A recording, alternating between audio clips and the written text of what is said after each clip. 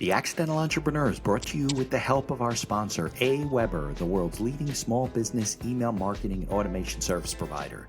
Since 1998, AWeber has helped more than 1 million small businesses and entrepreneurs through its suite of web-based email marketing, automation tools, and education. AWeber, the best option when it comes to marketing your business. The podcast is also brought to you by the Alternative Board. Since 1989, the Alternative Board, or TAB, has been one of the leading peer advisory and business coaching organizations for independent business owners and CEOs across the world. By facilitating peer advisory boards, private one-on-one coaching, and strategic planning services, TAB helps business owners improve their businesses in ways that change their lives. And be sure to connect with our affiliate sponsor, GSM Growth Agency. They're boosting e-commerce businesses to 6 and 7 figures in revenue and cover everything from ads and social media influencers to making your website better.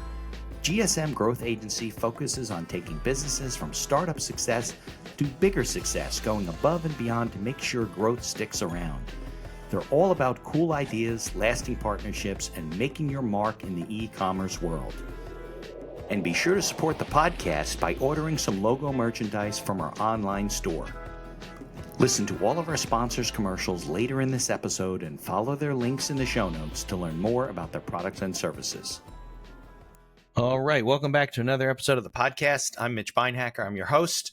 We have another great guest. This is a coast-to-coast podcast because Ashley is over in California and I'm in New Jersey, and we're going to talk about digital marketing. We're going to talk about her widget. I think she's going to explain to me the difference between a widget and an app. And it should be an interesting conversation. So if you are listening on your favorite podcast directory, leave us a 5-star review. If you're watching us on YouTube, be sure to subscribe, like the channel, so we can keep connecting with great people. So let's get on with the show. The information provided in these episodes is for entertainment purposes only. It is not a guarantee of success or to be construed as advice of any kind. You should always seek advice from local licensed professionals before making any decisions. The dictionary defines an entrepreneur as a person who organizes and manages any enterprise, especially a business, usually with considerable initiative and risk. People often start a business without much choice, perhaps due to a job loss or just being dissatisfied at work, and they come up with an idea they just know can be successful. They become entrepreneurs by accident. That is to say, their success or failure happens by accident, not with intention. My name is Mitch Beinhacker. I'm a corporate attorney and a business advisor. You're listening to The Accidental Entrepreneur, my podcast about how to achieve success on purpose, not by accident. Join me along with our monthly guests where we share our knowledge and help you get a hold of your business. And now on to today's episode. All right, Ashley, so you have already warned me that you are very pregnant, so if you need to take a breath or something, no problem. And I told you I was off for the summer, so thanks for coming on and talking to me. But it's good. It's 3:00, so it's what, like noon there? Yeah, it's lunchtime here. Yeah, perfect. Ready It's to weird. go. Now that I told you I have a daughter in Arizona, so my wife gets up in the morning. She wants to text her. I'm like, it's like 6:00 in the morning. She's asleep. Don't do that. Yeah. Or it's midnight. Can we text her? I'm like, yeah, it's early. Yeah, So I'm it's from a little weird. Ohio, so the time change, it gets us for sure. Got it. Where in Ohio are you from? I'm from Toledo. Oh, Here. okay. Yeah. I lived in Columbus for about 3 years. Oh, nice. Working over there. Okay, so we're going to talk about digital marketing today and all that kind of stuff. It seems to be the theme of the day, but maybe we can go back, talk about your history, because I know you've been kind of consultant. You've had your own consultancy for like 15 years. You're with another company. We're going to talk about the widget. So maybe we want to go back to how you got started and, in the space and so forth. Sure. I'll go way, way back. In high school, Okay. fun fact, I did not get great grades. I was Okay. not the best student. I was more of a social butterfly, but there was one class that I excelled in, and it was marketing, essentially, or if anyone's familiar with the program called DECA, DECA. Okay. I was very involved with that. And so right out of high school, I knew, all right, marketing's for me. I probably won't do well in college long term. And so right Right. out of high school, I started doing marketing for my dad's company. Okay. And at the same time, while I was going to school studying visual communication. Okay. Um, yeah, during that time, and my dad, it was a roofing company. So it was like nothing fun, Okay. exciting to Right. market. And the only marketing he did was the yellow pages. So I had a pretty nice canvas to get started in digital marketing. So I Right. decided I wanted to build him a website, and he introduced me to a company. I loved that company and decided to jump ship and go work for them. So you And left your dad. So your I dad left introduced that. you to this company. You leave your father. Did Yeah. he stay? He stayed a customer though of the Oh, yeah. company, right? And he He built his website. became a customer, and then Right. the company was like, well, we're not hiring, but if you want to do sales, you can do sales, Okay. and we'll only pay you if you close a It's only job. commission only. Yeah, So you'd like to go on the street and knock on the door of all the roofing companies and say, "Hey, we're going to build you a website," or is that what you had to do? pretty much. Yeah. I showed up every week to the Monday morning sales meeting. It took me 8 months to close my first sales job, but I Yeah, told it them takes I a was while. in sales, even though I had no experience really. Right. Uh, and I would say about a year into that job, the owner was like, you know what? I'm going to move to California. He had a little like Jerry Maguire moment and was like, who wants to go with? But he owned the company. He's just leaving. Yeah, I mean, people can run this branch out here in Okay. the Midwest. And I grew up in a one pretty small town, like couple stoplights surrounded by Oh, cornfields. that's small. Well, Right. the college I went to wasn't considered college. They called it 13th grade. So Okay. it was small. Uh, Yeah. and I raised my hand and said I'd go, and had $100 to my name and moved to California. And that was that. I started working for them out here in California. Did Same he thing. give you a salary at that point? No, same Oh thing. They no. told me, Nice. yeah, but they did help pay for some of my living expenses. So Okay. I did have to learn to hustle hard, and it was really difficult for Yeah, a while. you take a kid out of high school. Yeah, Did you finish your studies in Ohio or kind of. I was the there for program, about whatever it was? 2 years. I moved to California a week after I turned 20. So Yeah. got 2 years of college under my belt at the community college there, and came to California. Yeah, And but sales is very daunting to a lot of people. So, especially when you're young, like you don't think you're going to be selling and you're selling to live, like yeah, survive. So, I mean, do you remember were you like so nervous you couldn't like see straight or did you just fit with what you do and you were good at it or I definitely wasn't good at it. no? I got good at it, but Yeah, it of course. I don't recommend it for everybody, but for me personally, and Yeah. I probably wouldn't do this anymore today now that I'm older and more established, but the whole situation of like back against the wall, it worked for For me. you. Yeah. You you burn your bridges, you burn the boat, not bridges, you burn the boat. So you Right. got no way back, Yeah. and you make it work. And I did a lot of, I know we don't do this a lot today, but I did a lot of people to people networking. So I joined things like my Chamber of Commerce. I joined BNI, which is like Yeah. a working group. No, we have them all over here. Okay, yeah, I know they're still happening today, but actually Yeah. they do a lot of the meetings via Zoom too. But Right. back in the day, I Yeah. did a lot of face to face networking, and I did that full time. That's how I fed myself. And I would go to the breakfast networking meetings, get a little continental Yeah, breakfast. I But still go to them now. We have chamber yeah, breakfast meetings, we have exactly. BNI, we have all kinds of networking stuff. Yeah, Yeah. I do the lunch ones, and then I Yeah. hit up the sunset mixers and get a little dinner. And literally, that's how I fed myself and Really. survived for a long time. But, I really built that foundation of people who knew, like, and trust me. And Right. I became the go-to person for digital marketing. Yeah, and you would go, you'd leave with cards of the people you met, and then you add them to your little list, right? And you were a marketer anyway. That's what you're learning. Yeah. So now you can market to I keep telling people one of the keys to being successful, even in a podcast, is building an email list, building a list of the Absolutely. people that you met and want to stay in touch with you and want to support you, and you support them. And that's kind of how it all works. 100%. Yeah.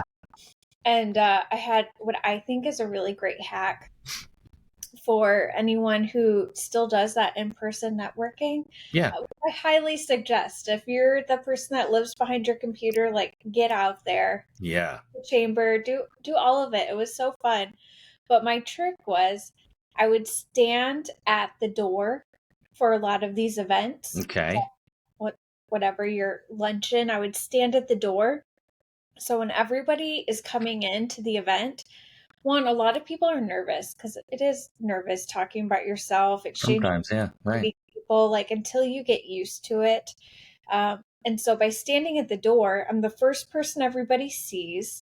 They all introduce themselves to me because they think I work for the chamber or Exactly. BNI or something. Right. And at that point, I can tell them, oh, hey, I don't, but here's my card. And then later in the room during the event, when they're like nervous and don't know They who don't know anybody. They know you. anybody, they remember me. So they come Yeah. to me and I can be like, oh, do you know so-and-so? And it just works out really great. And if you're nervous in those kind of settings, standing at the door, which sounds intimidating because you have to talk to everybody, but it's actually, one, great because you talk to everybody, and two, it just helps kind of break the ice where you're not. Yeah. No, that's brilliant. That's a brilliant hack.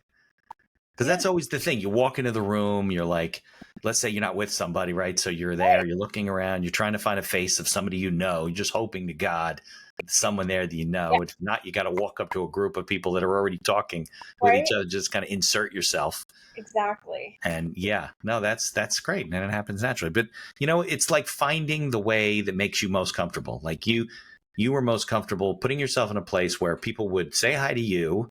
Yes. And then they like already knew you. So it wasn't like you were a stranger. Right. Like you got through that right away. Yeah.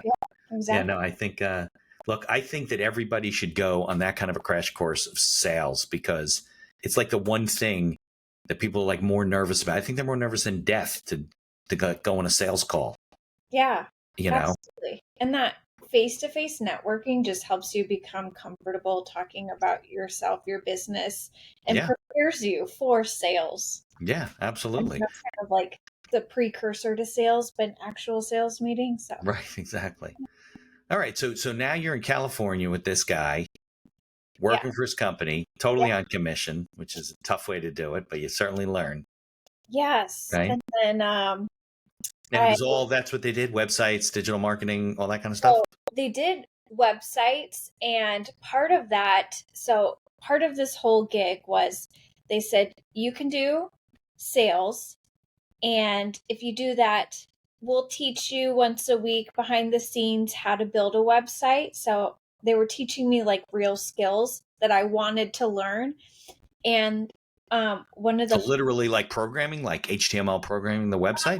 A little bit. We were building sites on a system called Joomla, which I don't think people use it a lot today. So it's like a Squarespace type of like a platform. Squarespace or a WordPress. So I was like learning how to design, in Photoshop and then like rip that into. Got it. So it wasn't like you had to program it from scratch. You could. Right. Like, I knew a little bit of HTML that I was learning in college. So I knew like enough to be dangerous, but nothing to like do anything good. Okay. And the one skill that I learned that I loved, because growing up, loved to play video games, but we only had one or two video games. It's not like kids today that have every video game as soon as it comes out on their phone. Exactly. So my brother and I played the same video games over and over and over again. And in order to make it fun, we would come up with new challenges. So we'd be like, okay, we've beat the Mario game. Now let's see how fast we can beat it. Let's time ourselves, or let's see how many coins we can get this entire round. And honestly, that's why I think I love marketing, because to me, digital marketing especially, so much like a video game. So they taught me how to do search engine optimization. It was so fun just making all these changes to a website and then watching and if it worked better, right? later, like, oh, you'd be number 3 on Google, which now it's not that easy. It's really hard. Right. The algorithm change. But But 15, it's the 20 same years ago, game, right? It's just the game's gotten harder as to how oh yeah, you. the games have gotten harder, and now Yeah. I do a lot more skills with paid social, email, SMS, SEO, and so like making them all work together and like having a campaign live and then studying it every day, saying how can I get a lower cost per acquisition or how can I make more money with this ad? And so I find it really, really fun. Yeah. No, I mean, all that split testing and things that people don't do Yeah. that Yeah. they really need to do. They just, it doesn't work. No, what you're doing isn't working. Doesn't mean it doesn't work. You just got to Right. figure it out. But yeah, you're right. I mean, if you're not in the space and do what you do, you can't keep up with the changes that are happening, with regard to the algorithms and how Google work. Because you're right. You could just, in those days, you could buy keywords and probably throw some tagline, hashtags on or whatever they are, keywords right on there, and you'd be good to go. And now it doesn't work. And no, it's a lot more difficult. Yeah. So so you were with this company, and when did you start doing your own kind of gig? Yeah, so I was with this company for, I don't know, about a year and a half, and I got pregnant. I was very young. And I guess the hormones, I decided, you know what, I'm going to quit and I'm going to start my own business. Okay. And this was just when social media was becoming a thing. So like Facebook just became like open to people who didn't have a college email. And, so adults were getting. Because it started at colleges, right? Yeah, and adults were getting on, and then they were like promoting their businesses. And this was before Facebook was ever used for business, and it was weird. And people were like asking me questions, and Twitter came out, and YouTube, and all. Yeah, LinkedIn wasn't even out at that point. Yeah, and going to all these networking events, I was way younger than anybody at these events. So everyone would just ask me, assuming I would know because I was young and I did websites. And so I thought, you know what? I think I could start a business selling. I was selling like Facebook design kits where I would design like their profile image. Yeah, right. Right. Yeah, which was like LinkedIn, you put the banner up there. I knew how to do it in those days. It's gotten easier, but yeah. So I just kind of did that, and whatever people needed, I started writing social media content and like just people took a life of its own. Yeah, and so I just started building a business all around social media marketing at the time. And it back against the wall, brand new baby, had to figure out how to feed it, change its diapers and everything. So it took me a couple years to get my business like in a really good place for sure. But then it did and worked out really well. I still consult to this day, but have expanded beyond social media. Like we mentioned, email, SMS, I still love doing all of that. And over those years, I still consulted with the web company that I was working with. Got it. That I moved to California with. And they actually morphed their company into a ticketing company, a ticketing software platform. For like Ticketmaster type of companies? Yeah, kind of like Ticketmaster, but it's white labeled. So they power like Spartan races, the color runs, sure. FIBA, like all different events. And so still consulted, kept them as a client for many years, which was cool, kind of full circle. And just maintained that relationship. And now I do work with them still to this day after all these years. Comes a full circle. But it's funny. That's like when you're young, you don't have a lot of experience, but the fact that you were young kind of worked in your favor, right? Because technology was such that older people were like, I don't know what the hell this is. Maybe young people understand it, For sure. They did. I didn't even understand at the time that being young was working out well for me, because going to all these chamber events and BNI, and I was so much younger, and I always felt like, oh, these people don't want to work with me because I'm not as experienced and I'm so new. Right. Which was cool. At the time it was hard, but another young person and I decided to spin off, and we created a young professional society here in Orange County. Yeah, we do that too, right. still running to this day, which is so Nice. incredible. Yeah. Which I'm too old to be a part of now, but Right. cool to see it still running and supporting young professionals. Yeah, because you know what? They go to the events, and a lot of the people are older, Yeah, second career people, and they're like, why am I here? Whenever I hang out at a bar with my friends. So yeah, if you could get them involved early, and they see the value of doing it, you kind of learned early on because trial by fire, you didn't have a choice. So you're right, like, well, I got to find the people who are business owners, and I got to find that's where they are. So I'm going. A lot of exactly. people shy away. They take a job. So yeah. Yeah, Okay. So what was I going to ask you? I know we're going to get into how did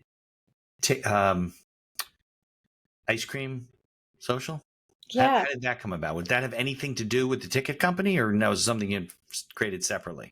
yeah. Again, a little bit of full circle. And if I haven't made my point clear, all this networking that I did so early in my career has been so beneficial because there's so many people that I've still worked with to this day after Yeah, I'm sure. 20 years. Sure, I have So clients like that too. Yeah, yeah, you absolutely. gotta dig your well before you're thirsty because Yes. it'll pay off.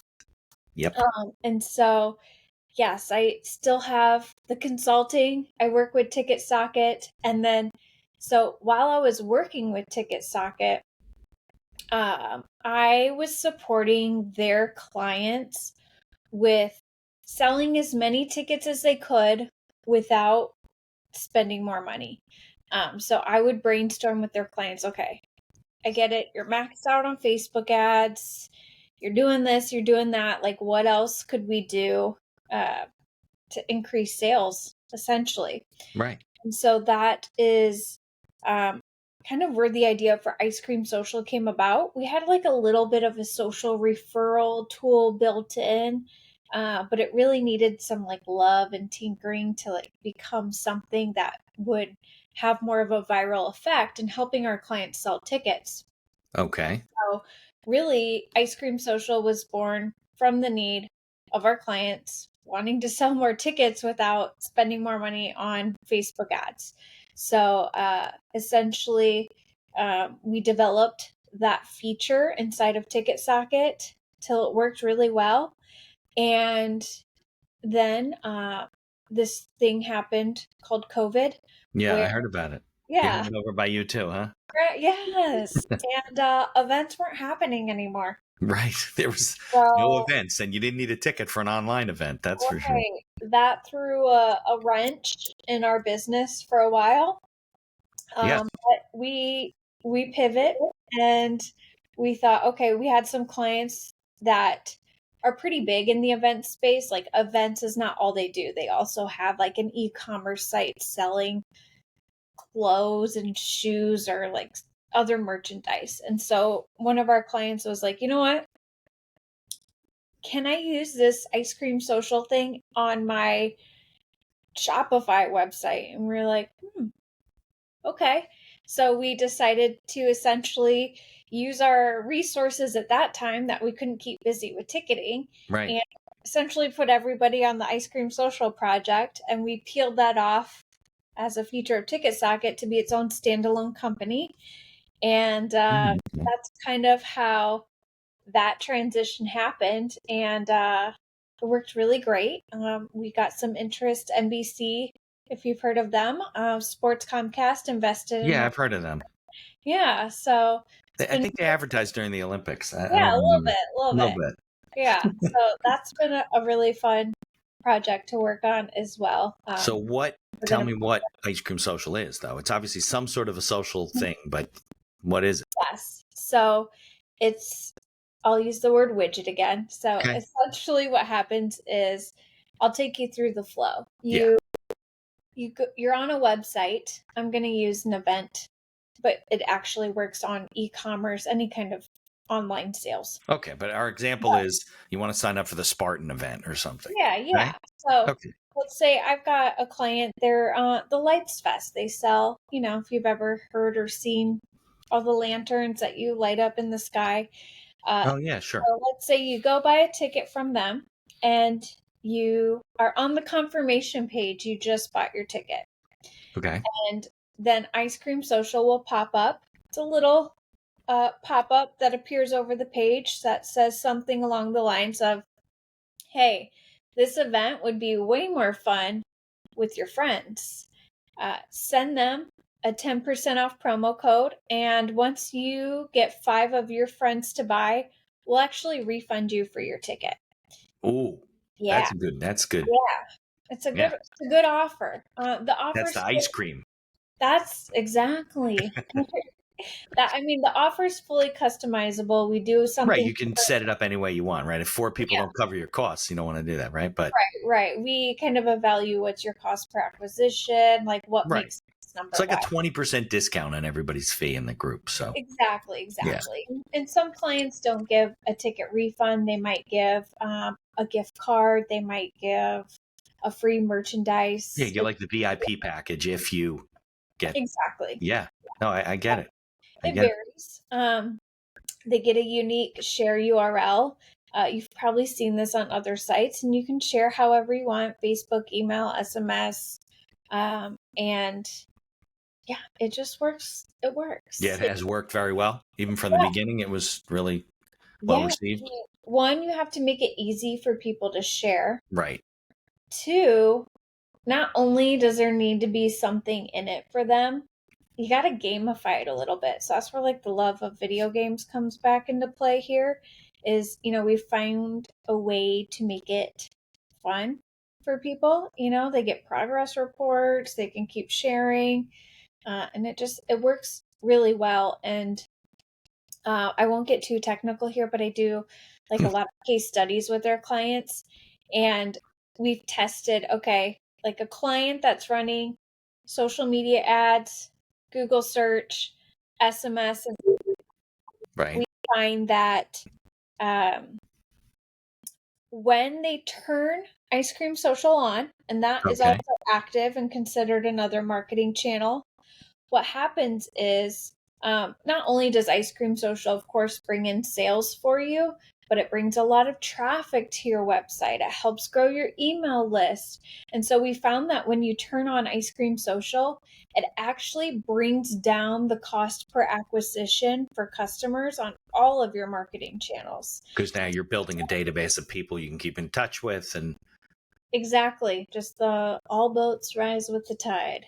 yeah, right. So if I refer, send the code to 3 or 4 people and they then sign up, I mean, do I provide? No, I don't provide their email list. I just send the code out and make it easy. Right. Yeah, we did at one time have people type in their friends' emails, and we They didn't want to do that. all that, but they did do that, and it was beautiful, and we could double and triple clients' marketing database. But then there's a little thing called GDPR. Yeah, right. You can't do that. We can't do that anymore, unfortunately. Right. So they changed that list. Yeah. At least in a lot of the countries that we work in and a lot of the states. So we just stay very compliant no matter what state or country we're in, because eventually everybody's going to catch up to the same privacy. So yeah. Nice. I like it. All right. So I think I understand. So a widget is like something that you kind of plug in to your website, like in Chrome, right? You can download a widget and it's a plugin, that type of thing, right? So you're adding it to your, right. Is it a widget that works like on WordPress? It's something that a WordPress developer can do? It plugs into WordPress, Shopify, all those sites. And plugin is actually the perfect word, because that's where Ticket Socket got its name, Socket.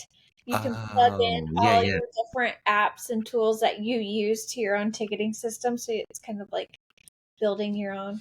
Yeah, right. It's become easier because an app is different, right? An app is a standalone, separate program that maybe you download to your phone or whatever. So you can't download Ice Cream Social to your phone. No, not yet. I don't know. Well, what would you do with it if you downloaded it? Well, I think one day we do have a vision of this, essentially like a marketplace. Right, for tickets and events and stuff like that. And then people can share and you get points and prizes and stuff. Exactly. Yeah, people love free I'll be nice about it. Free stuff. Yeah. They really do. Like especially if it's, if you're not cheap about it and you're not giving away crap and it's something that's good, right? They will they'll do whatever they got to do to get these things, They really will. Yeah. And so that's why I tell customers, I'm like, just offer the refund. And they're like, no, that's scary. I'm like, trust me. Right.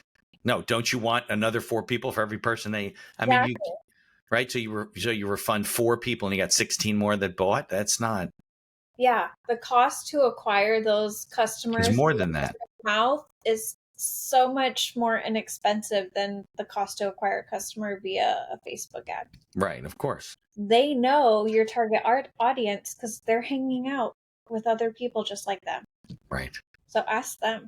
Yeah. All right. Before we take a break, and then we'll come back. You okay? You got water, and you're feeling good.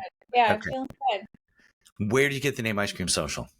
Okay, so the idea is way back in the day, before I was even born, you Yeah. know, everyone did word of mouth marketing, networking at things like Avon parties and Right. Tupperware and your local neighborhood ice cream Mary social. Kay. Yep. Yep. Yeah. And so it's just that idea of getting back to that word of mouth referral marketing, but creating it in a way that works for the digital world that we live in now. So, like, you go to the soda shop on the corner for an ice cream social because you're going to meet people. And all right, I like that. I like that. It's a good name. All right, so let's take a break. Give some credit to some of the sponsors that support me, and then we'll come back. Then we can talk more about like digital marketing, what things you see people doing right and wrong, and how you're helping people, that kind of stuff, and give out a little bit of advice. Yeah, let's do it. All right, let me pause you. Here's a word from our sponsors. Looking to market and grow your business? Or perhaps you're just getting started and want to hit the ground running? AWeber is the best choice for online email marketing and automation of your business. From maintaining a subscriber list to drip campaigns and landing pages, AWeber gives you tools and integrations that make marketing easy and fun. As our partner and sponsor, we use all their tools to promote the podcast and market our law firm. AWeber, the best alternative for online marketing. For over 30 years, the Alternative Board, or TAB, has built a thriving community of forward-thinking CEOs and business owners who want to radically improve their companies. Through unique combinations of one-on-one business coaching, participation in monthly TAB board meetings with other non-competing owners, a suite of strategic tools, and customized strategic planning workshops, TAB membership can deliver greater strength to your business and a better work-life balance for you and your family. All packaged in a streamlined and affordable service that the people at TAB invite you to try risk-free. Are you struggling with managing advertising due to a lack of time or expertise? Perhaps you're facing challenges in scaling ads for your store. Are you feeling lost when strategies have no success? GSM Growth Agency is your reliable partner in overcoming these business challenges. Feel the impact of collaborating with a team dedicated not only to short-term goals, but also to building long-term partnerships and achieving sustained success. Embark on an exciting journey to redefine the possibilities of e-commerce and create a legacy of unparalleled excellence. Take decisive action now. Follow their link in the show notes to receive a complimentary audit of your Shopify store conducted by a GSM expert. Propel your e-commerce game to new heights with GSM Growth Agency. Follow the link in the show notes to learn more about all of our sponsors. And now back to our show. All right, Ashley, I love these shows where, we tell your story at the beginning and talk about companies you're with and all the great stuff, and then share real advice for people. Especially, I have a lot, sometimes I think like, oh, maybe I got too many digital marketing people on, but the whole world now, especially for a small business owner, is all about digital marketing and online platforms. And, you're not putting up billboards on the highway and putting up ads in the newspaper. Those are for big companies. That's why small companies couldn't do that stuff. But now you can do it, and in some cases do it relatively low cost. So first, let's start at what are the things that you see that, small business owners do wrong? Like when you meet them, you're like, oh God, these people are doing the same thing. What I could tell you legal stuff, but Number one, I would say they're not working from any kind of strategic plan. They have a very shoot from the hip kind of marketing plan of oh, I heard Facebook ads work. Let's get this going. Oh, that's not working for us. We got to be on TikTok. No, we Right. have to work with influencers, and they don't quite Have a see. strategy. Yeah, they don't have a strategy. They Yeah. don't see the bigger picture, how all of these actually work together, or the patience or knowledge or team to fight through when something's not working. Because I promise you, Facebook ads would probably work for everybody. Organic TikTok would work for everybody. Right. If Influencers you would did it work right. for everybody. You just got to do it right, and you have to Yeah. tinker and play. Like nothing is going to work straight out of the gate. Right. You just That's the thing. Like nothing works rarely. I mean, if it does, it just like good, just luck. yeah, for It's sure. not. Yeah, definitely. Definitely. Yeah. I think that when it comes to all of this stuff, people don't even have, I mean, you ask them if they have a business plan. They don't have a strategic plan for anything. No, no. Forget about marketing. What about personnel? What about their finances? What about their Right. product line or whatever, Right. their service, you know? So, Yeah. yeah, I'm not surprised. Okay, that's good. So, first off, get a strategic plan. Don't do this from the hip and just think it's going to work. Like it's not. Not even by accident it's going to work. Because if it is, you still don't know why it's working. And then when it breaks, you're screwed. Exactly. Or you Yeah. got like all your eggs in one basket. Right. Yeah. And then what do you do? Right. Yeah, I've always wondered about that. Like people have told me now I have, a VA and she posts things on different platforms. We have a whole schedule, like day of the week or whatever. I didn't used to do that. I used to do the same things everyone else, right? Just winging it. Mhm. But I just find that people like say weird, like they would say, well, Mitch, I mean, you should be posting like 2 or 3 times a day. I'm like, I'll be out of business. Like I have to do work for clients too. Yeah. It's my 2 or 3 times a day. Like that's crazy. I Yeah. mean, I do I guess she's posting things once a day. I get plenty of activity, Right. but like, what is enough? Does it vary based on all kinds of factors or? I mean, all kinds of factors. Bandwidth being the biggest for sure. And just, it goes back to that plan, business plan, strategic plan, but really that clarity of Yeah. what do you want for yourself? What do you want for your business? And Right. Can't post every hour if it's going to exhaust you and you're going to, right.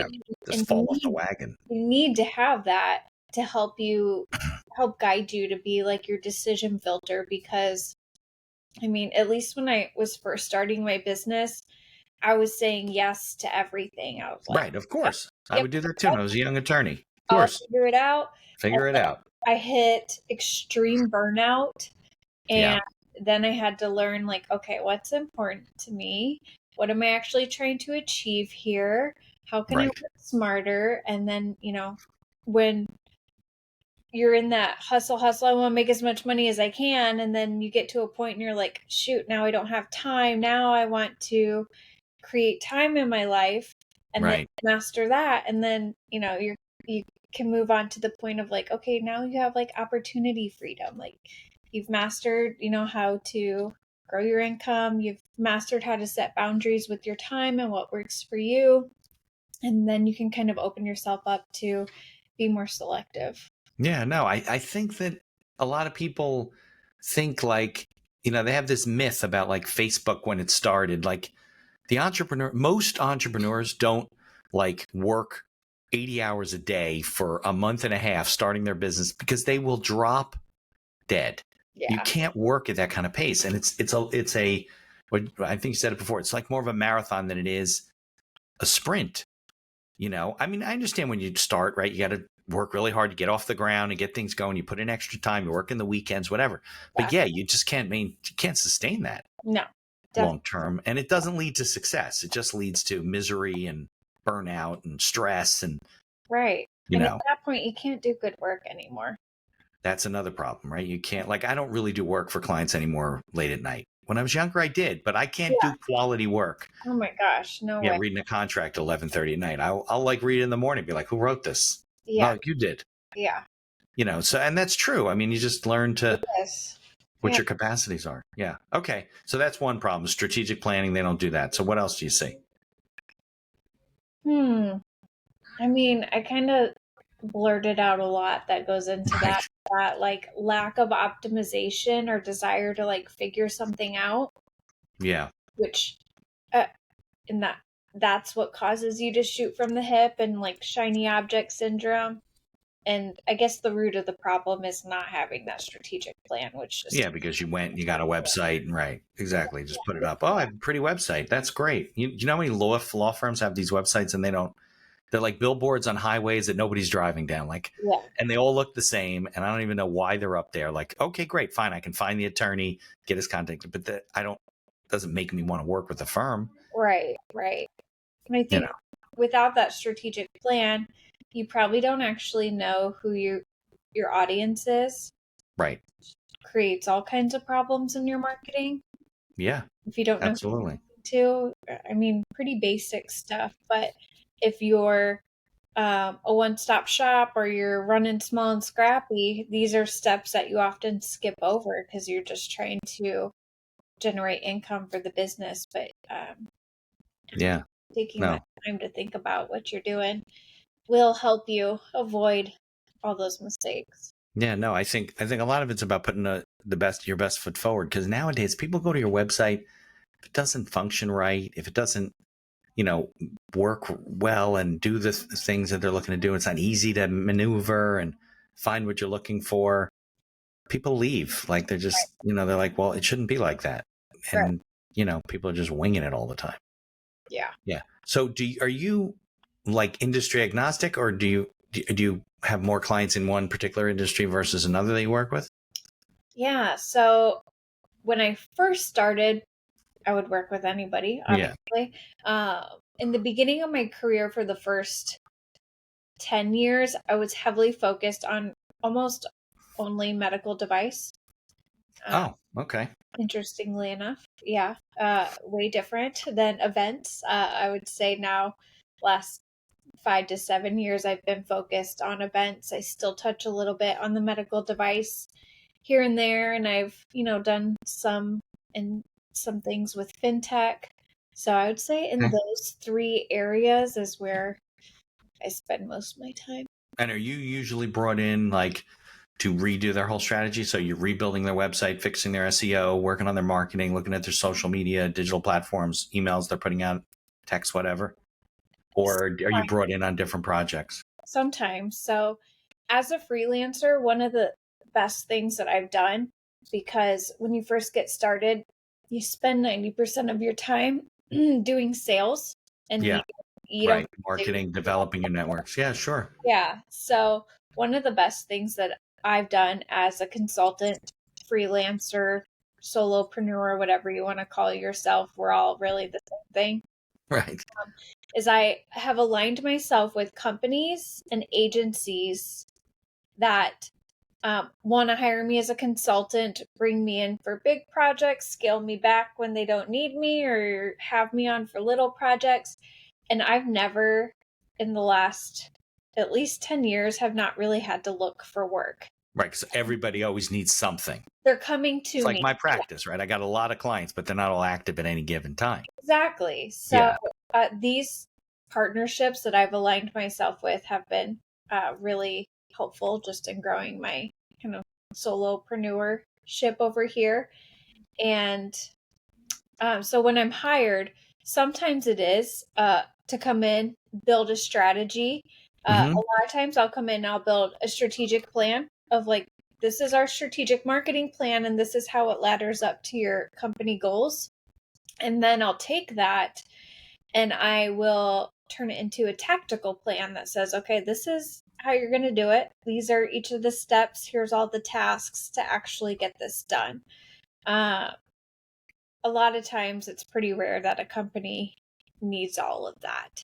So in some cases, I'll just come in to do their social advertising or their email, CRM marketing, or SMS. Just those are kind of the 3 main areas. Okay. I don't do a lot of like organic content. Which is like what, like blogging and things like that? That's just like your regular posting to your Instagram and trying to grow a following and get people to engage with you. You don't do that? It's tough. And very tough. I lost touch with that over the years of my career. I'm trying to learn more and keep up with the kids. Uh, but yeah, I focus in on a lot of the paid social now. Yeah. Yeah. I don't do a lot of paid social, but you know, as a lawyer, I've just put out content a lot of times on my topics and Yeah, stay in touch with people, you know, but it's yeah. it's difficult. All right. So we talked about what people do wrong. So if you had a company and you can tell me, we can do like a fake company, like a pretend company, like what it would do, right? Like where would you start? If you were brought in and say, Ashley, listen, here's a blank slate. Like we're gonna start it, we're gonna do it right from the beginning. What would be the kind of building blocks that, if that's the right term, right? That a business owner is listening, they're just getting started, right?